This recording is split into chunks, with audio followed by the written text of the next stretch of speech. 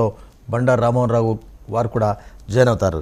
Right Srinivasa Reddy గారు, ఒక ముఖ్యమైన వార్త, ఎన్డీఏలో టీడీపీ చేరబోతుంది.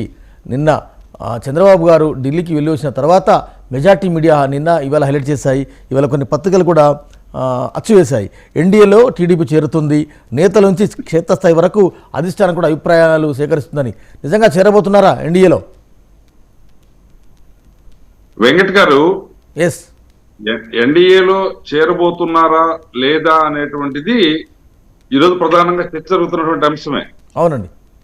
రాష్ట్ర ప్రయోజనాలు, ప్రజల అవసరాలు, ఈరోజు ఓ 25-30 సంవత్సరాల అభివృద్ధి వెనుకబడిపోయినటువంటి గత 5 సంవత్సరాలుగా జరిగినటువంటి పాలన వల్ల జరిగిన నష్టాన్ని పోడ్చాలి అని అంటే తెలుగు జాతికి, ముఖ్యంగా నవ్యాంధ్రప్రదేశ్ యొక్క ప్రయోజనాలు కాపాడటం కోసం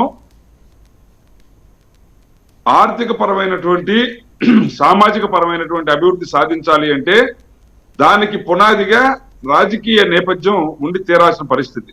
మనం అధికారంలో లేకుండా, అధికారంలోకి రాకుండా చెప్పేటువంటి మాటలు ఏమి కూడా అభివృద్ధికి సహకరించవు. కాబట్టి ఖచ్చితంగా ఈ రాష్ట్రంలో తెలుగుదేశం పార్టీ పాలన రావాలి, తెలుగుదేశం కూటమి యొక్క పరిపాలన రావాలి అని చెప్పి భావించినప్పుడు ప్రభుత్వ వ్యతిరేక ఓటు చీలకుండా ఉన్నటువంటి అన్ని తరగతుల్ని, సెక్షన్స్ ని కలుపుకొని ముందుకు పోయేటువంటి దానికోసం రాజనీతిజ్ఞుడైనటువంటి చంద్రబాబు నాయుడు గారు ఆలోచన చేస్తూ ఉన్నారు.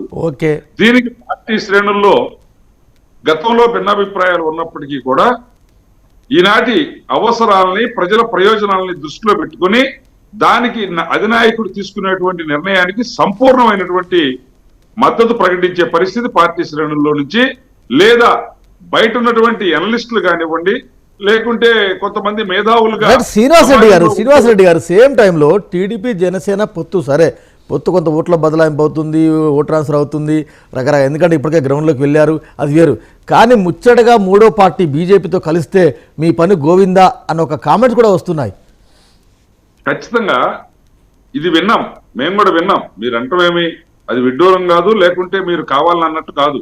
ఇది గతంలో ఈ రాష్ట్రానికి జరిగినటువంటి అనేక అంశాలు చర్చించినప్పుడు కేంద్ర ప్రభుత్వం యొక్క వైఖరి, లేదా ఈ పరిపాలనలో జగన్మోహన్ రెడ్డి ఈ రకమైనటువంటి అరాచకాలు, దుర్మార్గాలు చేస్తూ ఉన్నప్పుడు కంట్రోల్ చేయటంలో కేంద్ర ప్రభుత్వం యొక్క వైఖరి, వీటన్నిటినీ మనసులో పెట్టుకున్నటువంటి చాలా మంది మాట్లాడిన మాట వాస్తవం, ఆ భావన వ్యక్తీకరించిన మాట వాస్తవం. అయితే అదే సందర్భంలో కేంద్ర రాష్ట్ర ప్రభుత్వాల మధ్య ఉండేటువంటి సంబంధాల విషయంలో కానివ్వండి,